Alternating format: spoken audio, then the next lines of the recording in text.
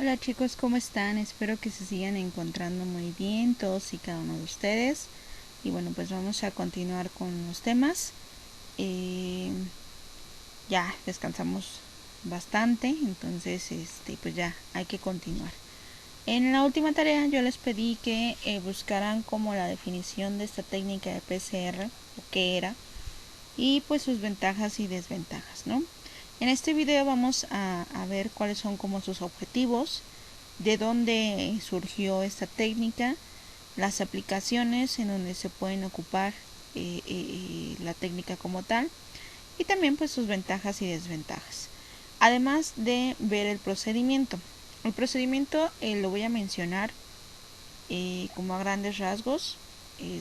Me voy a ayudar de un video complementario que es más que texto, es como dinámico, donde les va mostrando imágenes y así, para que se pueda entender un poquito más la técnica, ¿ok?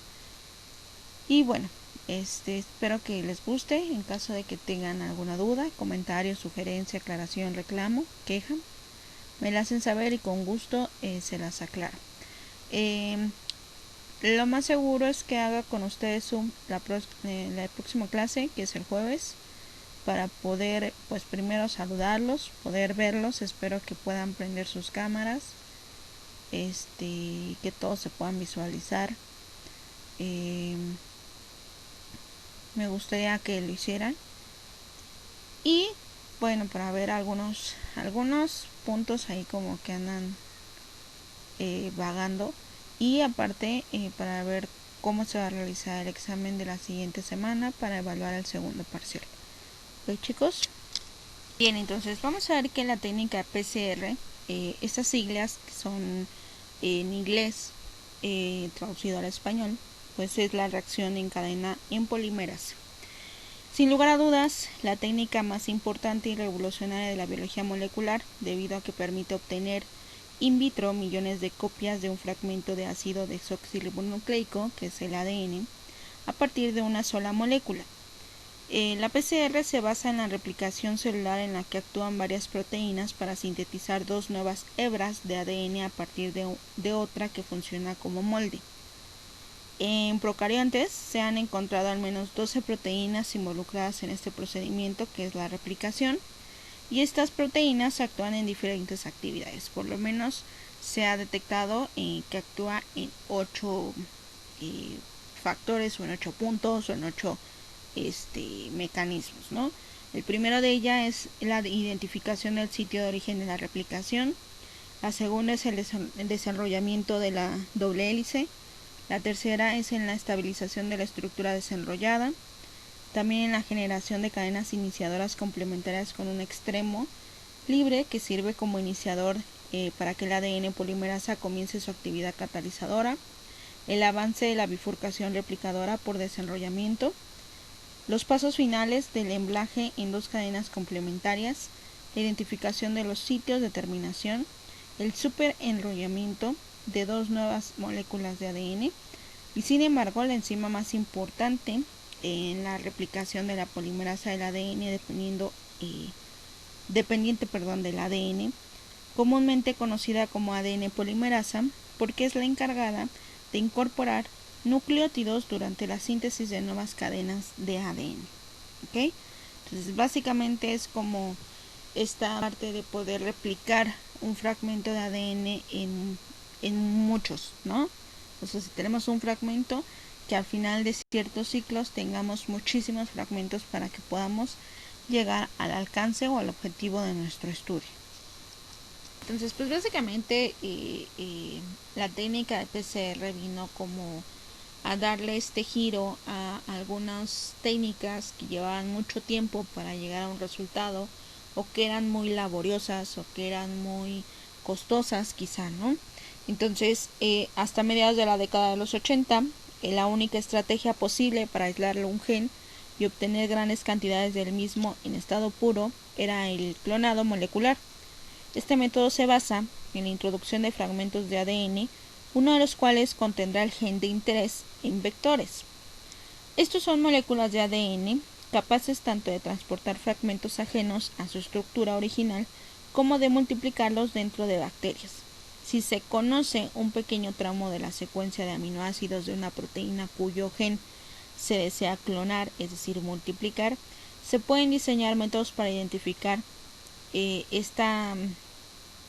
más bien en bacterias que llevan el vector y este va a transportar dicho gen. Este reconocimiento también se puede realizar si se dispone de un anticuerpo contra la proteína resultante, el gen que se desea clonar.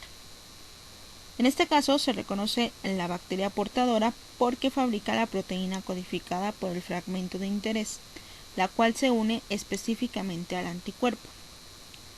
Una vez aislado el gen, no solo resulta posible determinar con exactitud su secuencia de bases o analizar en detalle la información de lo que es el portador, sino que también puede estudiar su expresión, es decir, la manera en que se dirige la síntesis de la proteína correspondiente, en distintos organismos y tipos celulares, introducido en células de cultivo o de animales en experimentación. Estas técnicas ya clásicas han permitido el aislamiento y caracterización de decenas de miles de microorganismos, animales y plantas, lo que provocó un cambio cualitativo en la comprensión del funcionamiento de las células. Y bueno, pues ya hubo un investigador de la corporación Cetus, que se llama Kary Mullis. En 1985 inventó un método para lograr multiplicar o que existe esta multiplicación in vitro de fragmentos definidos de ADN sin la necesidad de recurrir a los vectores como se hacía anteriormente. Este método revolucionaría en corto tiempo el conjunto de técnicas de la biología molecular. Su uso se extendió rápidamente a miles de laboratorios, no solo de investigación básica, sino también de diagnóstico clínico. Se trata, pues obviamente, de esta técnica que es la reacción en cadena de polimerasa, o como sus siglas lo dicen, PCR. Esta técnica permite multiplicar, es decir, amplificar pequeñas cantidades de ADN entre cientos y miles de millones de veces. El tramo destinado a reproducirse puede tener desde 50 hasta más de 2000 nucleótidos de longitud. El segmento de ADN que sirve de molde no requiere estar necesariamente en estado puro, sino también puede ser parte de mezclas complejas. Cuando el proceso era manual, esa técnica de PCR era lenta y requería de trabajo intensivo. Por lo tanto, los científicos de Cetus comenzaron a buscar las maneras de automatizar el proceso.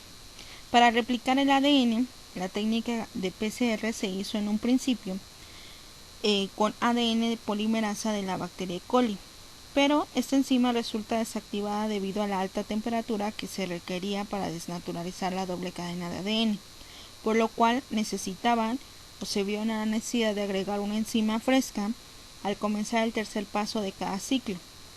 La primera máquina termocicladora fue creada por los ingenieros de Cetus para tratar esta necesidad de agregar la enzima fresca a cada tubo de prueba después del calentamiento y el proceso de enfriamiento. Sin embargo, este inconveniente fue solucionado de manera ingeniosa cuando se reemplazó por su equivalente por algo que se llama Thermus aquaticus. En efecto, la ADN polimerasa de este microorganismo denominado Taq polimerasa actúa efectivamente entre los 75 y 80 grados centígrados y resistente a más de 2 horas a 93 grados centígrados. La purificación de la polimerasa de Taq dio lugar a la necesidad de una máquina que realizara un ciclo más rápidamente entre diversas temperaturas. Ya para el año de 1985, Cetus se asoció con la corporación Perkin-Elmer e introdujo el DNA Thermal Cycler. De esta manera es posible mezclar todos los componentes de la PCR al comenzar el ciclo, y la reacción en cadena puede llevarse a cabo mediante equipos automatizados para realizar los ciclos térmicos programados. Ya para 1989, Cetus anunció un acuerdo para colaborar con Hoffmann-La Roche en el desarrollo y la comercialización de productos de diagnóstico humanos in vitro y de servicios basados en la tecnología de PCR. Para 1990, los científicos alcanzan la primera amplificación y detección simultánea de las secuencias específicas de DNA usando un colorante fluorescente, poniendo el fundamento para la PCR en tiempo real o PCR cinético. En 1991, Hoffman Incorporation adquiere los derechos de la patente y mundiales de la PCR. El Dr. Kary Mullis comparte el premio Nobel en Química ya para el año de 1993 por inventar esta tecnología.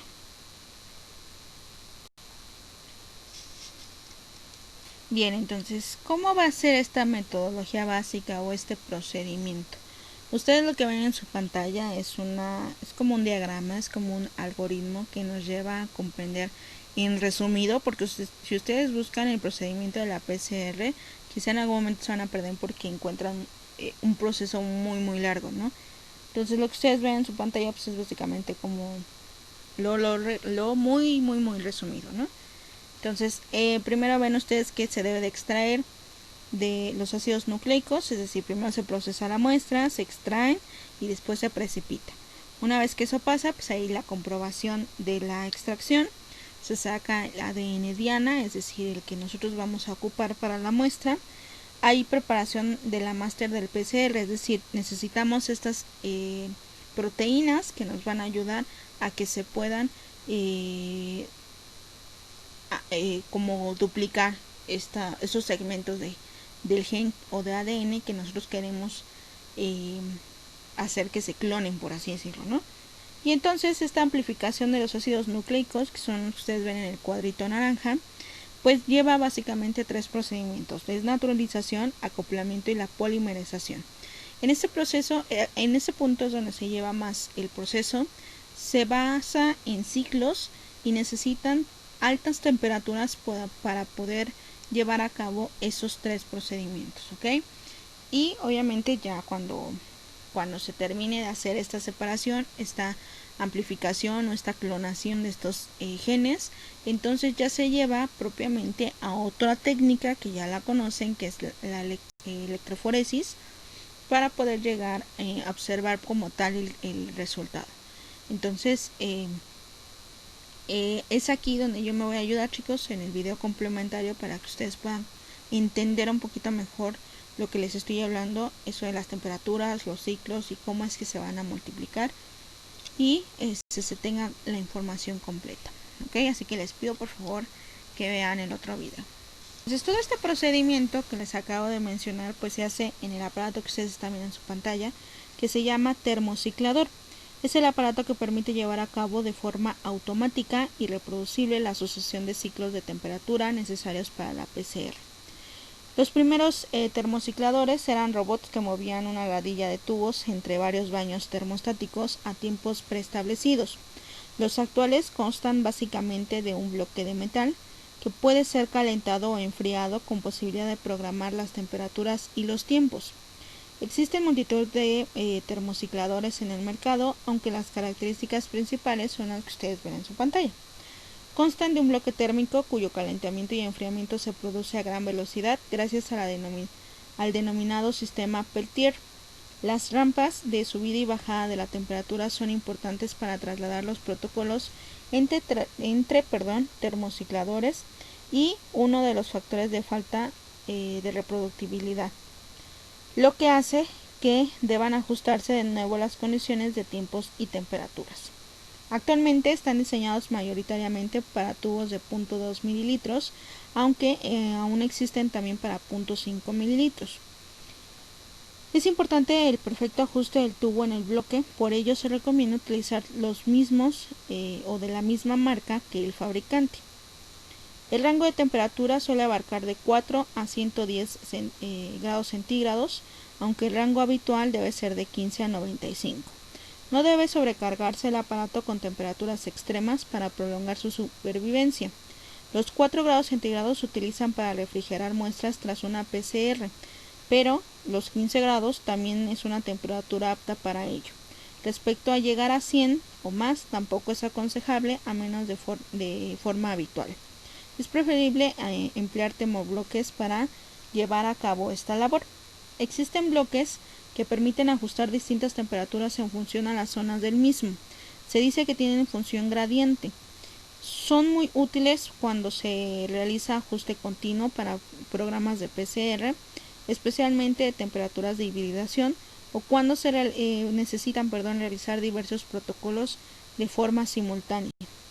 Está la tapa térmica, que son los más antiguos, los aparatos más antiguos no lo poseen, pero es un elemento indispensable para evitar la evaporación de la muestra, al contactar totalmente con la tapa del tubo.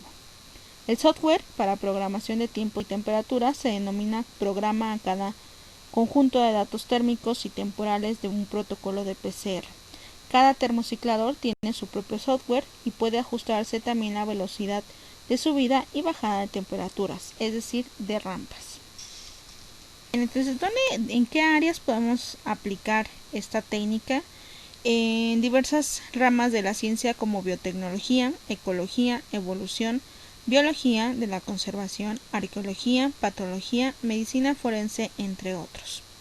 ¿Cuáles son las ventajas o cuál es la ventaja y la desventaja de la técnica? La principal ventaja de la PCR es que permite generar millones de copias de la región de interés a partir de una o de muy pocas copias del ADN molde.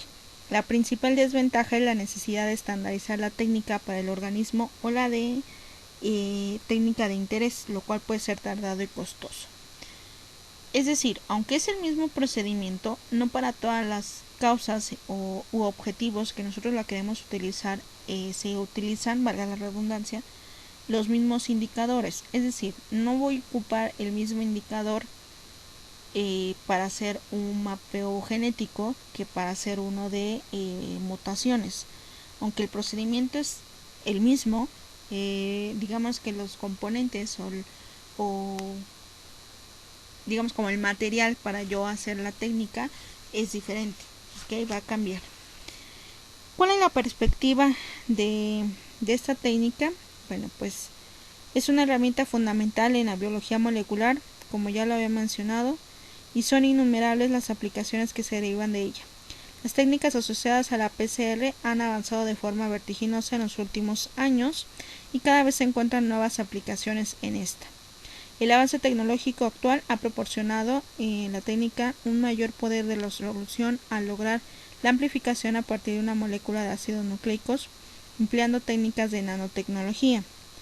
Los termocicladores han evolucionado enormemente en cuanto a la velocidad de amplificación, el número de muestras por placa y la capacidad de almacenamiento de datos en la memoria interna, además de controlar distintas placas o bloques de amplificación y de manejar distintas temperaturas de las filas o hileras de tubos en una misma placa de amplificación.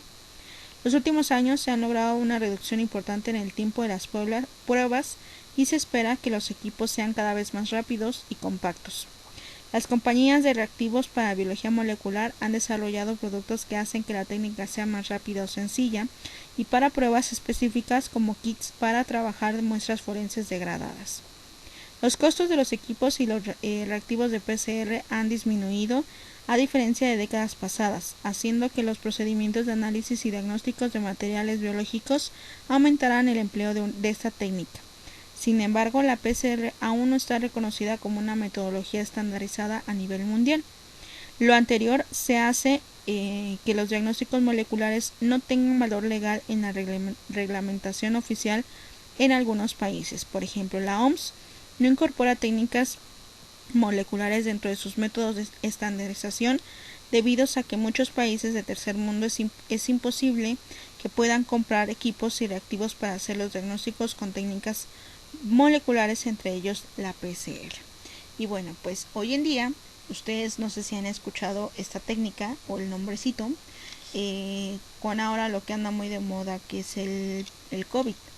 Entonces la prueba diagnóstica para eso es la técnica de PCR. Entonces pues hoy en día pues sí es una técnica que se está ocupando muchísimo, que se necesita invertir para poder realizar pues muchos estudios. Y lo bueno de que la PCR hoy en día sea de fácil acceso y que ya digamos que los procedimientos sean más rápidos, pues nos ayuda a obtener de cierta manera resultados más rápidos ahora en la pandemia, ¿no? Antes, si esto hubiera pasado hace, ¿qué les gusta? 30 años, yo creo que muchas pruebas no se hubieran podido hacer o se hubiera tardado el doble de tiempo de lo que comúnmente se tarda. Entonces, creo yo que es una buena técnica. Obviamente le falta mucho por seguirse estudiando, por seguirse como especializando en su metodología, y que sea así como más rápido, ¿no? Que sea más de fácil acceso, y obviamente pues que también los países se comprometan pues a todo, ¿no? Porque ya vimos que, ejemplo, a nivel nacional, pues en el sistema de salud carecen de muchos equipos, y entre ellos pues no dudo que carezcan para poder hacer estas técnicas. Pues hasta aquí sería todo, espero que les haya gustado, espero que haya sido entendible el tema. Acuérdense que en la plataforma va a estar el link junto con la tarea en formato PDF, y nos vemos primero Dios el día jueves para checar lo de el examen. ¿Ok? Cuídense mucho, chicos, nos vemos la siguiente clase.